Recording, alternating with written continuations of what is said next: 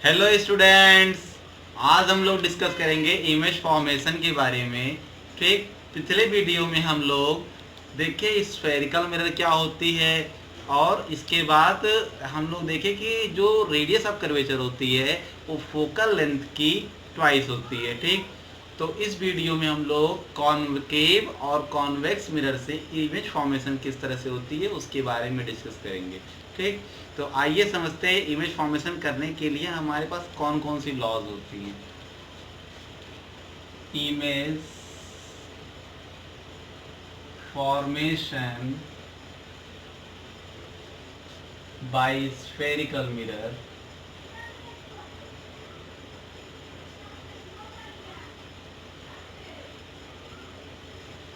Law of formation of image, law of formation of image by spherical mirror. देखिए, हमारे पास image form करने के लिए ज़्यादा नहीं 4 लॉज होते हैं। जिन 4 लॉज में हम किन्हीं 2 लॉज का यूज़ करके इमेज को फॉर्म करते हैं। ठीक है, तो आइए देखते हैं वो 4 लॉज कौन कौन से हैं। तो सबसे फर्स्ट लॉ है वो होता है ये है कॉन्केव मिरर और ये आपका कॉन्वेक्स मिरर।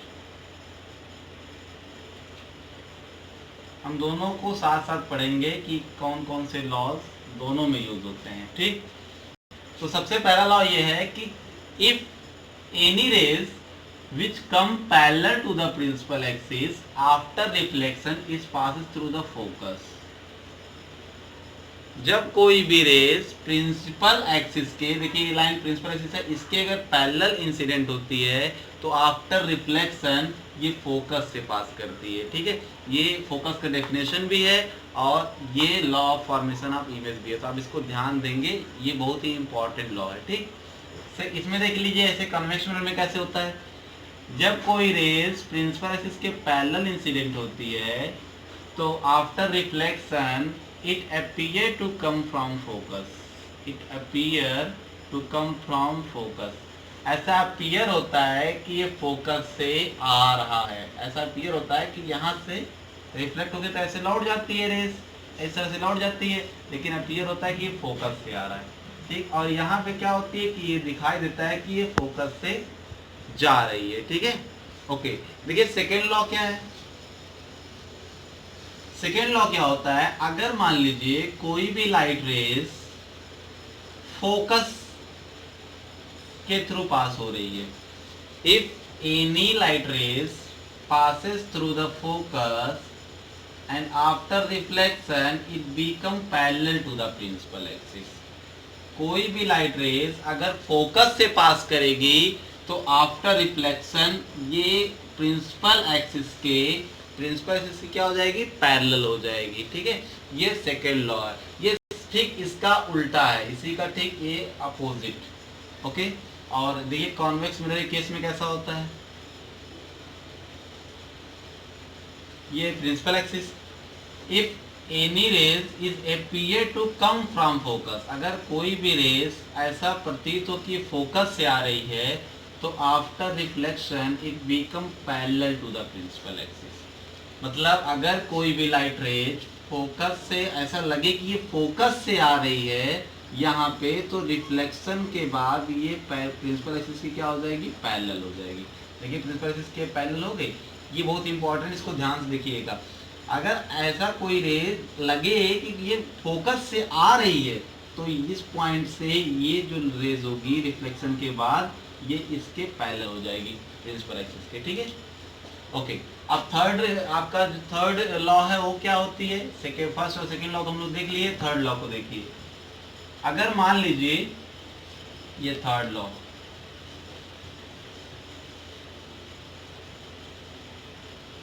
मान लीजिए कोई भी light rays centre of curvature से पास करी है, अभी हम फोकस से देखे थे, अब सेंटर ऑफ कर्वेचर से देख रहे हैं। ठीक, अगर कोई भी light rays centre of curvature से पास कर रही होती है तो it return back in the same path, तो आफ्टर रिफ्लेक्शन ये सेम पाथ पे रिटर्न हो जाती है। जिस पाथ से वो आ रही होती है, अगर जिस पाथ से आ रही होती है अगर वो सेंटर ऑफ कर्वेचर से पास हो रही है तो उसी पाथ पे वापस लौट जाएगी। ठीक है, मतलब ऐसे आई और वापस उसी पाथ पे लौट गई। ये तब होगा जब, ध्यान दीजिएगा, जब ये सेंटर ऑफ कर्वेचर के थ्रू पास होगा। ठीक, और इसके केस में देख लीजिए, कॉन्वेक्स मिरर केस में अगर कोई भी लाइट रेज आपका अपीयर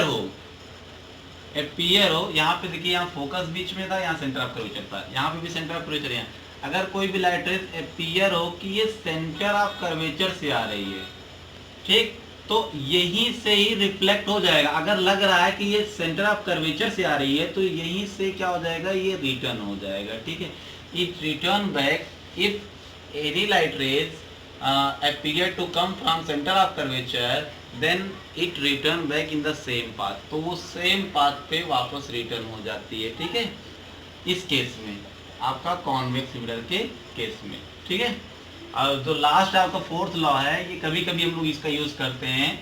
फोर्थ लॉ क्या है कि अगर मान लीजिए कोई भी लाइट रेस ओब्लिकली, मतलब तिरछी, अगर ये पोल पे इंसिडेंट होती है, इस पोल पर ओब्लिकली अगर ये पोल पे इंसिडेंट होती है, तो जितने एंगल पे प्रिंसिपल एक्सिस से ये इंसिडेंट हो रही थी, उतने एंगल से ये प्रिंसिपल एक्सिस के साथ उतनी एंगल बना करके ये वापस रिटर्न हो जाती है। ठीक है, सेम ऐसे इसके केस में भी होता है। अगर कोई भी लाइट रेज ओब्लिकली इसके पोल पर इंसिडेंट होती है, तो जितना एंगल प्रिंसिपल एक्सिस के साथ ये बना रही होती है, उतने ही एंगल पर ये यहाँ से रिटर्न हो जाती है, यानी I is equal to R। और आपको पता है कि जो आपका ये प्रिंसिपल एक्सिस होता है, ये इसके सरफेस पे नॉर्मल होता है। याद रखिएगा, जो आपका प्रिंसिपल एक्सिस है, वो जो आपका स्फेरिकल मिरर है उसके सरफेस पे एकदम नॉर्मल होती है, एकदम नॉर्मल होती है। ठीक है, ओके, तो ये हमारे पास 4 लॉज थे। इन्हीं लॉज की मदद से हम लोग इमेज फॉर्म करेंगे by concave mirror and by convex mirror. तो आइए देखते हैं image formation by concave mirror. देखिए, एक्सपेरिमेंटली ये देखा गया कि कॉनकेव मिरर के सामने ऑब्जेक्ट को हम अगर अलग अलग पोजीशन पे रखते हैं तो इमेज भी अलग अलग पोजीशन में फॉर्म होती है और इमेज की साइज भी चेंज होती रहती है। ठीक है, तो हम लोग क्या करेंगे, यहाँ पे अलग अलग पोजीशन पर ऑब्जेक्ट को रखेंगे और उसके इमेज को देखेंगे कि इसकी इमेज किस तरह से चेंज होती है, उसके नेचर कैसे होंगे। नेचर मीन्स रियल है या वर्चुअल है, इन्वर्टेड या इरेक्ट है, साइज कैसी है, बहुत बड़ी, इनलार्ज है, लार्ज है, या डिमिनिश्ड है, छोटी है। इस तरह से हम लोग देखेंगे कि उसकी साइज कैसी, उसके नेचर कैसे हैं। ठीक है, तो सबसे पहले हम लोग स्टार्ट करते हैं, उसकी जो पोजीशन ऑब्जेक्ट को लेंगे इन्फिनिटी पे लेंगे। सबसे फर्स्ट इन्फिनिटी पे लेंगे, अनंत पे। तो हमने लिखा, देखिए, when object placed in infinity, सबसे पहले इन्फिनिटी पे लेंगे। उसके बाद इन्फिनिटी और इस सी के बीच में कहीं पे ले लेंगे। ठीक है, इन्फिनिटी अनंत हो गया और सी, इन दोनों के बीच में कहीं ऑब्जेक्ट ले लेंगे।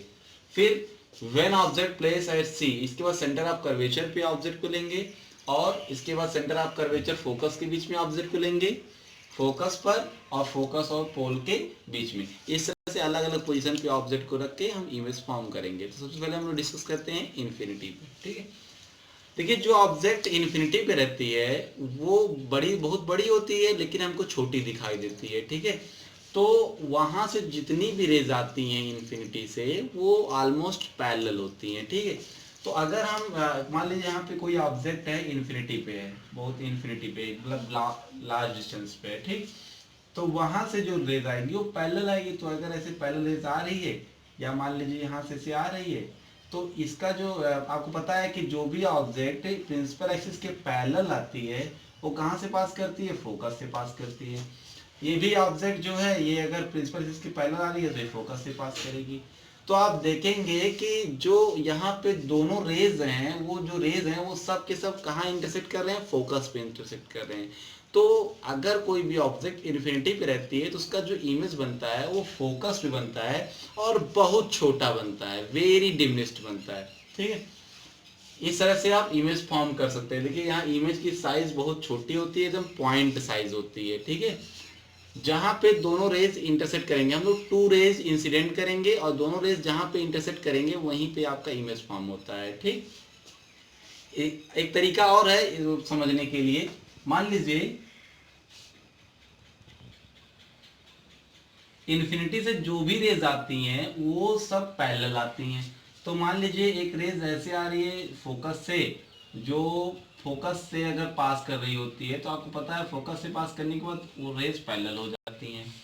दूसरी रेस क्या होगी, दूसरी रेस भी ऐसे ही आएगी और कहाँ से पास करेगी, सेंटर ऑफ कर्वेचर से।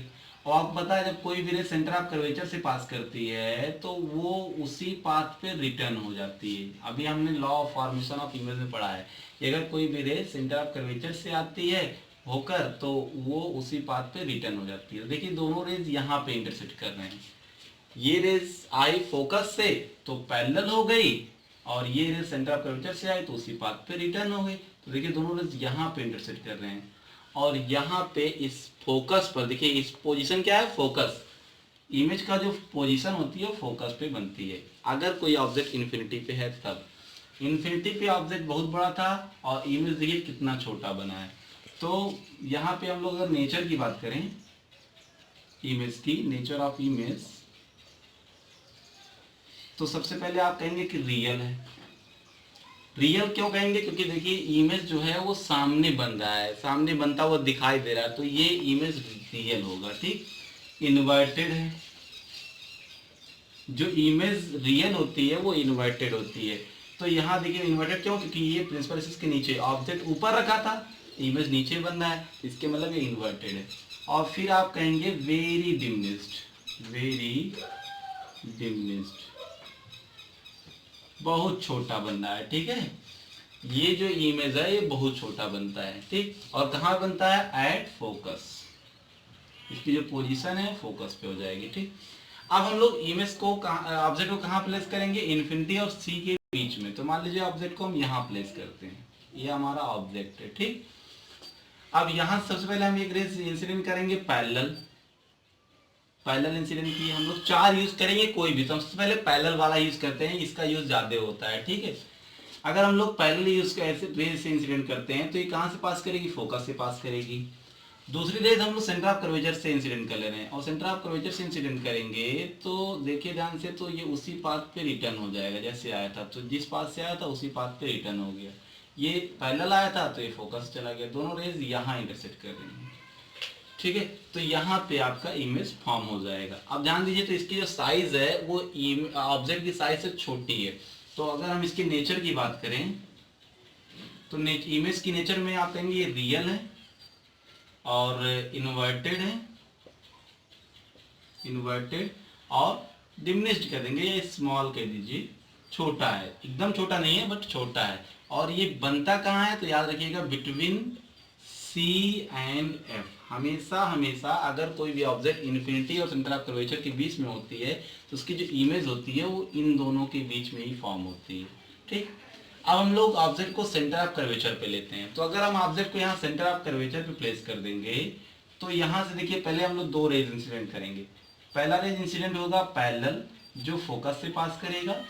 ठीक है, सबसे पहले आप याद रखिए, सबसे पहला रेज आप पैरेलल ही इंसिडेंट करेंगे, वो फोकस से जाएगी। 2 रेज आपको इंसिडेंट करने हैं, दूसरी रेज हम लोग फोकस से इंसिडेंट कर रहे हैं, क्योंकि देखिए यहाँ सेंटर ऑफ कर्वेचर से यहाँ से इंसिडेंट नहीं कर सकते हैं, तो इसलिए हम लोग क्या करेंगे, फोकस से इंसिडेंट करेंगे।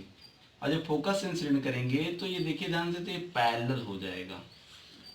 ऑब्जेक्ट को अगर हम लोग फोकस से इंसिडेंट करते हैं तो वो पैरेलल हो जाती है। ठीक, और आप ध्यान दीजिए, तो यहाँ पे जो ये दोनों पॉइंट, दोनों जो रेस इंटरसेक्ट कर रही हैं वो यहाँ पे कर रही हैं, यानी जो इमेज फॉर्म हो रहा है वो सेंटर ऑफ कर्वेचर पर ही फॉर्म हो रहा है।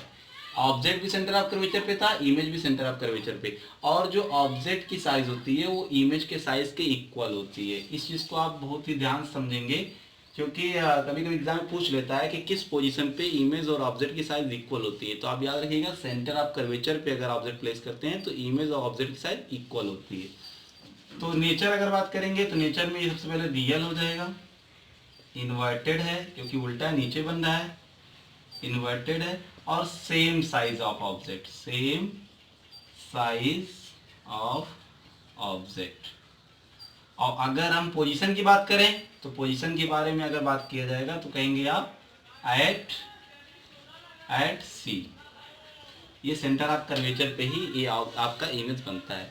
अगर आप सी और एफ के बीच में ऑब्जेक्ट लेते हैं तो क्या होगा, तो मान लीजिए अगर आप यहाँ पे ऑब्जेक्ट लेते हैं तो इससे सबसे पहले रेज आप पैरेलल इंसिडेंट करेंगे, और पैरेलल इंसिडेंट करेंगे तो कहाँ से जाएगा, फोकस से जाएगा। दूसरी रेज आप फोकस से इंसिडेंट करेंगे और ये क्या हो जाएगा, पैरेलल हो जाएगा। और ध्यान दीजिए, देखिए दोनों रेज जो हैं वो यहाँ पे इंटरसेक्ट कर रहे हैं, यही आपका इमेज है। ठीक, तो आप इस इमेज को देख के बता सकते हैं कि ये ऑब्जेक्ट से बड़ा दिखाई दे रहा है। ठीक, तो यहाँ पे जो इमेज की नेचर होगी वो कैसी हो जाएगी, ये नेचर जो होगी सबसे पहले तो रियल होगा, रियल क्योंकि सामने ही बन रहा है, फिर इन्वर्टेड है, नीचे ही बन रहा है तो इसलिए इन्वर्टेड है। ठीक, और ये बड़ा बनता है, लार्ज बनता है, जो इमेज बनती है वो लार्ज बनती है। ऑब्जेक्ट छोटा है, इमेज बड़ी हो गई। ठीक, पहले ऑब्जेक्ट बड़ा था, इमेज छोटी होती थी, फिर ऑब्जेक्ट बड़ा था, थोड़ा इमेज थोड़ी बड़ी हो गई थी, फिर यहाँ इमेज ऑब्जेक्ट के बराबर हो गई, अब यहाँ देखिए इमेज क्या हो गया, बड़ा हो गया। ठीक, और इसकी जो पोजीशन होती है वो इन्फिनिटी और सी के बीच में होती है, इन्फिनिटी और सी के बीच में, सी और इन्फिनिटी के बीच में ही कहीं आपका इमेज फॉर्म होगा, अगर ऑब्जेक्ट को अगर आप सी और एफ के बीच में रखे हैं तब। ठीक, तो हम लोग देख रहे हैं यहाँ पे कि अलग अलग पोजीशन पे जो ऑब्जेक्ट को रख रहे हैं तो इमेज भी अलग अलग पोजीशन पे फॉर्म हो रहा है। ठीक है, इसके बाद हम लोग देखेंगे कि जब ऑब्जेक्ट को हम लोग फोकस पे प्लेस करते हैं तब इमेज कैसा फॉर्म होता है। देखिए ऑब्जेक्ट अगर फोकस पे है यहाँ पर, तो यहाँ से हम लोग किस तरह से रेज इंसिडेंट करेंगे, दो रेज कैसे हम लोग इंसिडेंट करते हैं। सबसे पहले हम लोग पैरेलल रेज इंसिडेंट करेंगे, वो कहाँ से पास करेगा, फोकस से पास करेगा। सबसे पहले पैरेलल रेज, इस तरह से पैरेलल रेज जो प्रिंसिपल एक्सिस के पैरेलल होगी वो इंसिडेंट करेंगे और वो फोकस से पास करेगा। जो दूसरी रेज है वो दूसरी रेज देखिए ध्यान से, दूसरी रेज आपकी सेंटर ऑफ कर्वेचर से हम लोग पास कर सकते हैं, क्योंकि यहाँ से और हमारे पास और कोई है नहीं पास करने के लिए, तो हम क्या करेंगे, इसको सेंटर ऑफ कर्वेचर से ही पास कर दे रहे हैं इस तरह से। ठीक, अगर सेंटर ऑफ कर्वेचर से हम लोग पास करते हैं तो आप ध्यान देंगे, ध्यान से देखिए, तो यहाँ पहले जाकर के ये रिफ्लेक्ट होगा और रिफ्लेक्ट होने के बाद यहाँ से फिर उसी पाथ पे रिटर्न हो जाएगा। और जब रिटर्न हो जाएगा तो आप ध्यान दीजिए, तो यहाँ देखिए कि दोनों रेज एक दूसरे से मिलती हुई दिखाई नहीं दे रही हैं, ये दोनों रेज कहीं मिल रही है, बट ऐसा लग रहा है कि आगे जाके कहीं ना कहीं मिलेंगे। ओके, क्यों ऐसा लग रहा है, क्योंकि देखिए ये दोनों एक दूसरे की ओर झुक रहे हैं, ऐसे ऐसे लास्ट में जाकर के कहीं ना कहीं ऐसे इन्फिनिटी पे जाकर के कहीं ना कहीं मिल जाएंगे। तो जब ऑब्जेक्ट को हम लोग फोकस पे प्लेस करते हैं तो उस समय जो इमेज बनती है वो इमेज इन्फिनिटी भी बनती है। ठीक है, तो ये इन्फिनिटी पे हम दिखा नहीं सकते हैं, सिर्फ ऐसे दिखा देंगे कि ये एक दूसरे की ओर बेंट हो रही है। ठीक है, बस इतना दिखा देंगे। तो यहाँ पे जो पोजीशन होती है इमेज की, पोजीशन वो इन्फिनिटी होती है। ठीक, और इसके बाद अगर साइज की बात करें तो ये बहुत बड़ा बनता है, यहाँ इमेज आगे जाके लास्ट में कहीं बनेगा, उसकी जो साइज होती है वो वेरी लार्ज होती है, वेरी लार्ज, जो साइज होगा वो वेरी लार्ज। ये रियल तो बनेगा क्योंकि सामने ही बन रहा है, सामने बनेगा तो रियल ही है। ठीक, और इन्वर्टेड है, इन्वर्टेड मतलब उल्टा है, उल्टा है क्योंकि ये ऑब्जेक्ट ऊपर था, देखिए ऑब्जेक्ट ऊपर था, इमेज आपका नीचे बन रहा है। तो कभी कभी एग्जाम में ये फोकस पे जब ऑब्जेक्ट प्लेस करते हैं तो ये पूछा जाता है। ठीक है, तो आप इसको अच्छे से तैयार कर लेंगे कि जब देखिए पहला रेज हम पैरेलल इंसिडेंट किए थे, दूसरा रेज हम लोग इंसिडेंट किए जो सेंटर ऑफ कर्वेचर से पास हो रही थी और वापस उसी पाथ पे रिटर्न हो गई। ठीक है, ओके। अब मान लीजिए ऑब्जेक्ट को हम अगर पोल और फोकस के बीच में रख दें तो क्या होगा, मान लीजिए हम ऑब्जेक्ट को यहाँ प्लेस कर दें, तो यहाँ प्लेस करने पर क्या हो जाएगा, देखिए यहाँ से पहले एक पैरेलल रेज इंसिडेंट होगा और वो कहाँ से पास करेगा, फोकस से पास करेगा। जो दूसरी रे है वो आपकी सेंटर ऑफ कर्वेचर के थ्रू पास होगी।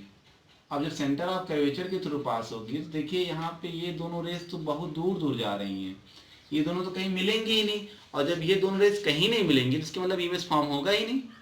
इमेज तो फॉर्म होगा लेकिन कहाँ होगा, अगर हम इसको यहाँ पीछे ऐसे बढ़ा दें, ऐसे ऐसे, तो देखिए ये जाके यहाँ पे कहीं इंटरसेक्ट करेंगे। ठीक, तो जो इस ऑब्जेक्ट का इमेज बनेगा वो यहाँ पर बनेगा। ठीक, अगर आप ऑब्जेक्ट को पोल और फोकस के बीच में रखते हैं तो जो इमेज फॉर्म होती है वो वर्चुअल होती है। ठीक, यहाँ पे इमेज जो है पीछे फॉर्म होती है। तो इस एक केस, सिंगल केस ऐसा है कॉनकेव मिरर में जब इमेज आपकी वर्चुअल होती है और इसके बाद इरेक्ट होती है, वर्चुअल हो और इरेक्ट हो, यहाँ पे इन्वर्टेड नहीं होगा, यहाँ इरेक्ट, क्योंकि ऑब्जेक्ट भी ऊपर था, इमेज भी ऊपर, ठीक। और साइज में तो लार्ज होती है, साइज में लार्ज हो गई, ठीक। और यहाँ वर्चुअल, इरेक्ट, लार्ज। और पोजीशन के बारे में बात करें तो ये पीछे कहीं भी फॉर्म हो सकता है, ठीक है। तो इस तरह से image formation by concave mirror को हम लोग देखे, ठीक। अच्छा, ये कॉनकेव मिरर का यूज कहाँ कहाँ पे होता है? तो यूज ऑफ कॉनकेव मिरर देख लीजिए, यूज ऑफ कॉनकेव मिरर, इसका यूज जो होता है वो हमारे जो गाड़ी होती है, मोटरसाइकिल वगैरह जो भी गाड़ी होती है, उसकी जो हेडलाइट जो आगे लगी होती है, उस समय पैरेलल रेज निकालने के लिए उस हेडलाइट का यूज किया है। हेडलाइट में जो मिरर लगती है वो मिरर आपकी कॉनकेव मिरर होती है, ठीक है। या फिर आप जो दाढ़ी को सेव कराना जाते हैं तो उस समय जहाँ पे सेव करने वाला जो इमेज, वहाँ सेविंग में समय जो वहाँ पे मिरर लगा होता है, वो मिरर भी आपका कैसा होता है? वो कॉनकेव भी होता है, क्योंकि उसमें देखने पर जो आपके चेहरे की साइज होती है वो बड़ी दिखाई देती है। और इसमें अगर आप उसके पास में बैठते हैं तो जानते हैं जितना पास अगर मिरर के होंगे उतनी बड़ी आपको इमेज दिखाई देगी, ठीक। और इसका यूज इसके बाद डेंटिस्ट लोग वगैरह करते हैं दांत को देखने के लिए, बड़े इमेज बनाने के लिए, ठीक। टॉर्च में इसका यूज होता है कॉनकेव मिरर का, ओके। तो इसके बाद हम लोग डिस्कस करते हैं इसके बाद image formation bye convex mirror, okay. देखिए, कॉन्वेक्स मिरर से इमेज फॉर्मेशन को समझने के लिए हम इस इमेज फॉर्मेशन को देख के आसानी समझ सकते हैं। एक ऑब्जेक्ट आप कहीं पे भी ले लीजिए, इस पोजीशन, इधर आप कहीं पे भी एक मतलब ऑब्जेक्ट को प्लेस कर दीजिए, ठीक है। क्योंकि ये आप इस तरफ नहीं प्लेस कर सकते हैं। क्यों नहीं कर सकते हैं? क्योंकि रिफ्लेक्टिंग सरफेस आपका इस तरफ है और फोकस और जो आपका सेंटर ऑफ कर्वेचर है वो इस डायरेक्शन में होती है, क्योंकि सर्किल तो इधर बनेगा ना, तो फोकस और सेंटर ऑफ कर्वेचर इधर बनता है, बट ऑब्जेक्ट हमारी इस तरफ रहेगी। तो आप इधर किसी भी पोजीशन पे अगर ऑब्जेक्ट लेते हैं तो देखिए इमेज कहाँ फॉर्म होती है। तो सबसे पहले हम लोग कहाँ से कैसे रेज इंसिडेंट करेंगे? पैरेलल रेज इंसिडेंट करेंगे। और जब आप पैरेलल रेज इंसिडेंट करते हैं तो आपको पता है कि it appear to come from focus, वो फोकस से आती हुई प्रतीत होती है, ठीक है।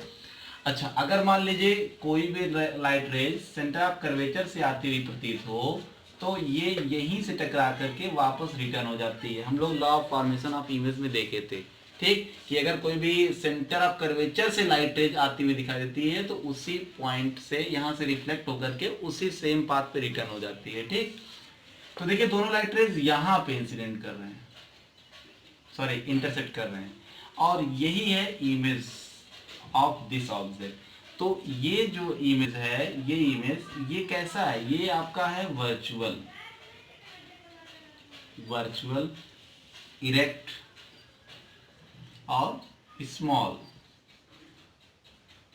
ठीक है। और याद रखिएगा बिटवीन फोकस एंड पोल, ध्यान दीजिएगा, अगर ऑब्जेक्ट को आप इस तरफ कहीं पर भी इन्फिनिटी को छोड़ करके अगर आप कहीं पे भी ऑब्जेक्ट को प्लेस करते हैं तो जो इमेज फॉर्म होती है वो हमेशा पोल और फोकस के बीच में ही होती है।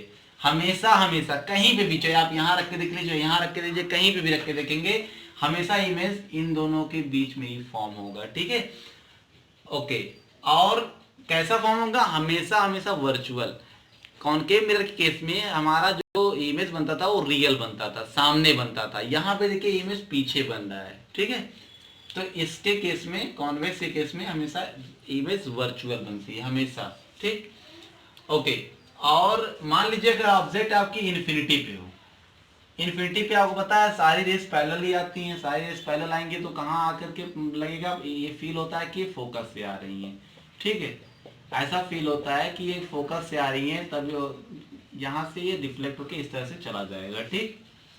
अगर इन्फिनिटी पे कोई ऑब्जेक्ट है तो उससे जितनी भी रह जाती हैं सब पैरेलल आती हैं, और अगर पैरेलल आएंगी तो अगर पैरेलल आ रही हैं तो ऐसा फील होता है कि फोकस से आ रही है। अगर फोकस से आ रही होती तो यहीं से रिफ्लेक्ट होकर ये वापस लौट जाती है, इस तरह से यहाँ से रिफ्लेक्ट होकर के वापस लौट जाती है। तो जब ऑब्जेक्ट आपका इन्फिनिटी पे होता है तो उस समय इमेज आपकी फोकस से बनती है, नहीं तो अगर इन्फिनिटी से और अगर थोड़ा सा पास आ जाएंगे, थोड़ा पहले आ जाएंगे, तो जो इमेज फॉर्म होगा वो फोकस और पोल के अंदर हो जाएगा। जितना पास आते रहेंगे वो फोकस और पोल के थोड़ा सा इतना करीब आता रहेगा, ठीक है, लेकिन पोल तक नहीं पहुंचेगा, उसके अंदर इन दोनों के बीच में ही आपका इमेज फॉर्म होगा और हमेशा हमेशा वर्चुअल ही होगा। देखिए इस केस में वर्चुअल। और जब इन्फिनिटी पे ऑब्जेक्ट रहती है तो इमेज की जो साइज होती है बहुत छोटी होती है, ठीक, और वर्चुअल होती है। इस चीज़ को आप लोग याद रखिए। तो इमेज फॉर्मेशन कॉन्वेक्स मिरर से हम दो पोजीशन पे रख करके समझ सकते हैं, ठीक, हमेशा वर्चुअल, इरेक्ट और साइज में छोटा, ठीक। इसकी यूज क्या है? तो इसकी यूज हम लोग रियर व्यू में करते हैं। रियर व्यू जैसे गाड़ी के जो शीशे में शीशा एक लगा होता है राइट लेफ्ट में, पीछे देखने के लिए जो रियर व्यू मिरर लगे होते हैं उसमें यूज किया जाता है कॉन्वेक्स मिरर का। क्यों किया जाता है? एग्जाम में पूछा जाता है। रियर व्यू इमेज का मिरर का यूज हम लोग क्यों करते हैं? क्योंकि उसमें देखने पे जो ऑब्जेक्ट है या जो इमेज बनता है ऑब्जेक्ट का, वो हमेशा इरेक्ट होता है, हमेशा सीधा होता है। आदमी जो पीछे होते हैं या ऑब्जेक्ट जो पीछे होते हैं वो हमेशा सीधा दिखाई देता है, उल्टा दिखाई देता है, इरेक्ट हमेशा होता है। इस वजह से रियर व्यू मिरर में हम लोग कॉन्वेक्स मिरर का यूज करते हैं, ठीक है। तो thank you for watching my video. Next video में जल्दी मिलेंगे।